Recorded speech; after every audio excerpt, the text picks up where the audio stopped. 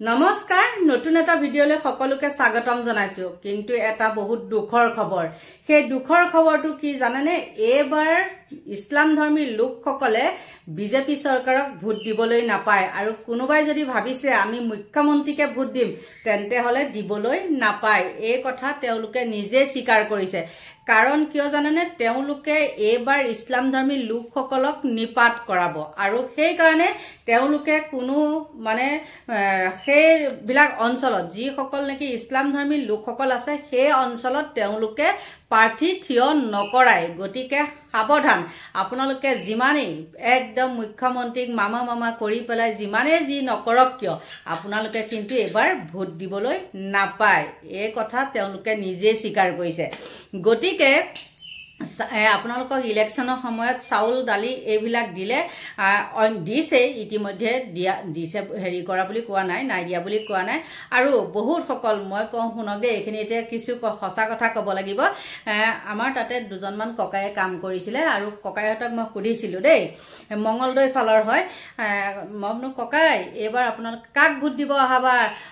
আমি মামাকে দিম বোলো কিয় দিব কৈছে আমাক লেট্ৰিন দিছে আমাক গেছ দিছে আমাক ঘৰ দিছে গতিকে গম পাইছেনে আৰু মুখ্যমন্ত্ৰীয়ে যে কৈছে বা তেওঁলোকৰ দলে যে কৈছে যে আমি সেইবিলাক অঞ্চলত বিজেপি প্ৰাৰ্থী থিয় নকৰাও আপোনালোকে ভাবিছে নেকি তেওঁলোকৰ সেইবিলাক কথাৰ কিবা ভেলু আছে বুলি একো ভেলু নাই এইবিলাক এনেই বমফুচ বুলি কয় একে গাঁৱলীয়া ভাষাত কয় এইবিলাক বমফুচ মৰা কথা গতিকে ইলেকশ্যনলৈ আৰু ৩-৪ মাহ আছে এইখন যে মাৰিছে সেইবিলাক এনেই কৈছে আৰু সেই মানুহখিনিক ইছলাম ধৰ্মী লোকসকলক ভয় খুৱাইছে আৰু ভয় খুওৱাৰ ফলত কি হ'ব দেখিছে আপোনালোকে জাকে জাকে ঘৰ ভঙাৰ পিছতো মুখ্যমন্ত্ৰীৰ লগত আহি পেলাই তেওঁলোকে কি সুন্দৰকৈ জিন্দাবাদ কয় ফটো উঠে ফটো পষ্ট দিয়ে কিমান কি কৰে নহয় জানো আৰু মুখ্যমন্ত্ৰীয়ে যে কৈ দিছে তেওঁলোকে এতিয়া দৰাত আহি পেলাই সেই বিজেপিত জইন কৰিব আৰু সেইবিলাকৰ কাৰণে এইবিলাক মানে কিবা ফুবদাং খুদাচাং এনেকুৱা কিছুমান কথা কয় আৰু আপোনালোকে যে ভাবিছে নেকি যে মুখ্যমন্ত্ৰীয়ে ক'লে আৰু আমাৰ ইয়াত প্ৰাৰ্থী নিদিব সেইবিলাক একেবাৰে মিছা কথা আপোনালোকে ইলেকশ্যনৰ সময়লৈ মোৰ এই ভিডিঅ'টো চাব মই যদি মিছা কৈছো আপোনালোকে তেতিয়া ক'ব যে বাইদেউ আপোনাৰ কথাটো একদম মিছা তেওঁলোকে কোনো কাৰণতে সেইবিলাক কংগ্ৰেছ মানে হেৰি নকৰে কংগ্ৰেছেতো দিবই বাৰু দিয়াটো কিন্তু বহু মুছলমান মানুহে এতিয়া কি কৰে ইছলাম ধৰ্মী লোকসকলে দেই মুছলমান বুলি ক'লে হেব লোকসকলে এতিয়া কংগ্ৰেছক বিশ্বাস নকৰা হৈছে আৰু মুখ্যমন্ত্ৰীয়েতো আপোনালোকে গম পায় তেওঁ কৈ দিয়ে যে এইবিলাক চেংচন হৈ আছিল আগতে উচ্ছেদ কৰিব লাগিছিলে তৰুণ গগৈ দিনতে বোলে এইবিলাক এনেকুৱা হেৰি কৰি থোৱা আছিল গতিকে এতিয়া তেওঁলোকে কৰিছে এইবিলাক কথা কৈ দিয়ে আৰু বহু লোকে ভাবে যে সঁচা কথাকে কৈছে মুখ্যমন্ত্ৰীয়ে সেইকাৰণে তেওঁলোকে এইবাৰ কংগ্ৰেছত ভোট নিদিয়ে আৰু মোৰ ঘৰত কাম কৰা সেই ককাইকেইটাইও কৈছে বাইদেউ আমি বোলে হেৰিকে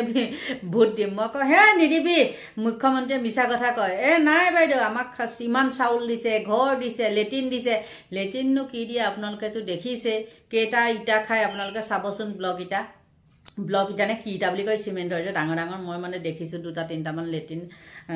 গম পাইছোঁ আৰু দেখিছোঁ মই গতিকে বন্ধু বান্ধৱীসকল তেওঁলোকে নিজ মুখেৰে কেনেকৈ ক'ব পাৰিলে যে আমাক সেইবিলাক ভোট নালাগে আৰু আমি সেইবিলাক অঞ্চলত কি কৰিম সেইবিলাক আমি প্ৰাৰ্থী নিদিওঁৱে গতিকে আপোনালোকে চাই লওকচোন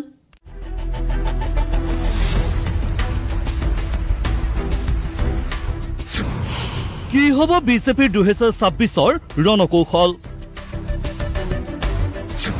সংখ্যালঘু অধ্যুষিত সমষ্টিত নিৰ্বাচনত প্ৰতিদ্বন্দ্বিতা নকৰে বিজেপিয়ে সেয়ে এতিয়া বিজেপিৰ নেতৃত্বৰ ডাইৰেক্ট টাৰ্গেট মিয়া ইয়াত বিৰোধী বুলি ক'লে ইয়াত মিয়া প্ৰতিটো ৰাজনৈতিক দল বিৰোধী ৰাজনৈতিক দল হতাশ হৈ গ'ল মিয়া প্ৰেমত মত্ত মিয়া প্ৰেমত মস্ত চুম্বনত ব্যস্ত আকোৱালি লোৱাত ব্যস্ত এইবিলাক যিসকলে কাম কৰি আছে অসমৰ ৰাইজে এওঁলোকক ঘিণ কৰা আৰম্ভ কৰিছে যিসকলে মিয়াৰ লগত হলিগলি কৰে যিসকলে পাকিস্তানৰ ভাষা কয় যিসকলৰ পাকিস্তান লিংক তেওঁলোকক কোনোবা আকোৱালি ল'ব নেকি এই মানুহখিনি যাক মিয়া বুলি কোৱা হয় সেইখিনি মানুহৰ কথাটো আমি জল পটকৈ অসমবাসীৰ ৰাইজৰ আগত থিয় দিছে আৰু তেওঁলোকৰ পক্ষত কিদৰে লৈছে মিয়া শব্দটো কওঁতেই লুৰিণজ্যোতি গগৈ কেনেধৰণে হেৰি কৰিছিল আপোনালোকে গুগল কৰিলে পাব উত্তেজিত হৈ পৰিছিল আজি মিয়াৰ এই আগ্ৰাসনৰ বিৰুদ্ধে গৌৰৱ গগৈটো এটাও মাত নামাতে সেইকাৰণে আমি ক'বলৈ কোনো সংকোচবোধ নকৰোঁ যে আমাৰ নিৰ্বাচন বিকাশক লৈ হ'ব, ঐতিহ্যক লৈ হ'ব। 22-25টা যি মিয়া অধ্যুষিত এলেকা আছে তাত কিন্তু আমি গৌৰৱ গগৈৰ লগত আমি তিষ্ঠিব নোৱাৰিম। কংগ্ৰেছ বা অখিল গগৈ বা গৌৰৱ গগৈৰ ওচৰত আমি মিয়া অধ্যুষিত এৰিয়াত কিন্তু আমি তিষ্ঠিব নোৱাৰিম। সেইটো কথা মই স্বীকাৰ কৰিবলৈ মোৰ কোনো মানে তাত দ্বিধাগ্ৰস্ততা নাই। তেওঁলোকে তাত আমাতকৈ বহুত বেছি ভাল ফলাফল কৰিব। তেওঁলোক আজমল যি আছে তেওঁলোকৰ প্ৰাৰ্থিত্ব প্ৰদানৰ ক্ষেত্ৰত যুৱ প্ৰাৰ্থীক দিব অগ্ৰাধিকাৰ। কেইবাজনো জ্যেষ্ঠ বিধায়কৰ কৰ্তন হ'ব টিকট। 103টা সমষ্টিত প্ৰতিদ্বন্দ্বিতাৰ লক্ষ্যৰে সাজু হৈছে বিজেপি। 103 বিধানসভা সমষ্টিত নিযুক্তি দিলে আহ্বায়ক প্ৰভাৰী। নৱনিযুক্ত বিধানসভা আহ্বায়ক প্ৰভাৰী, জিলা প্ৰভাৰী সহ প্ৰভাৰীক বাজপেয়ী ভৱনত ক্লাছ দিলে ৰাষ্ট্ৰীয় সাংগঠনিক সাধাৰণ সম্পাদক BL সন্তোষে। শুকুৰবাৰে বাজপেয়ী ভৱনত দিনজোৰা বৈঠকত মিলিত হ'ল BL সন্তোষ। বৈঠকত উপস্থিত থাকিল মুখ্যমন্ত্ৰী ডক্টৰ হিমন্ত বিশ্ব শৰ্মা, ৰাজ্যিক বিজেপিৰ সভাপতি দিলীপ শইকীয়া, উত্তৰ পূবৰ প্ৰভাৰী সম্বিত পাত্ৰৰ লগতে দলীয় বিষয়ববীয়া। বৈঠকত প্ৰস্তুত হ'ল 2026ৰ নিৰ্বাচনৰ ৰোডমেপ। আশীৰ্বাদ যাত্ৰাৰে ভোটাৰৰ দৃষ্টি আকৰ্ষণ কৰিব বিজেপিয়ে। বিধানসভাৰ নৱনিযুক্ত প্ৰভাৰী আৰু আহ্বায়কে প্ৰৱেশ কৰিব সমষ্টিত। প্ৰতিটো বুথত অনুষ্ঠিত কৰিব লাগিব সভা সমিতি। বুথৰ পৰা মণ্ডললৈ তৃণমূল নেতাৰ সৈতে মত বিনিময় কৰিব লাগিব আহ্বায়ক আৰু প্ৰভাৰীয়ে। আনহাতে বৃহস্পতিবাৰে নিশা অনুষ্ঠিত হোৱা দলীয় বৈঠকত ৰাজ্যিক নেতৃত্বক ধমক দিলে BL সন্তোষে। শুকুৰবাৰৰ বৈঠকতে বিজেপিয়ে প্ৰস্তুত কৰিলে নিৰ্বাচনী ৰোডমেপ। মুঠৰ ওপৰত এইবাৰ বিজেপিৰ টাৰ্গেট 100 নহয়, বৃহৎ জয়। বিহাৰ নিৰ্বাচনৰ পিছত যুৱ প্ৰজন্মৰ প্ৰাৰ্থীক অগ্ৰাধিকাৰ দি অসমত নিৰ্বাচনী বৈতৰণি পাৰ কৰাৰ লক্ষ্য এতিয়া বিজেপিৰ। কেমেৰা পাৰ্চন বিমল দাসৰ সহযোগত দিব্যজ্যোতি।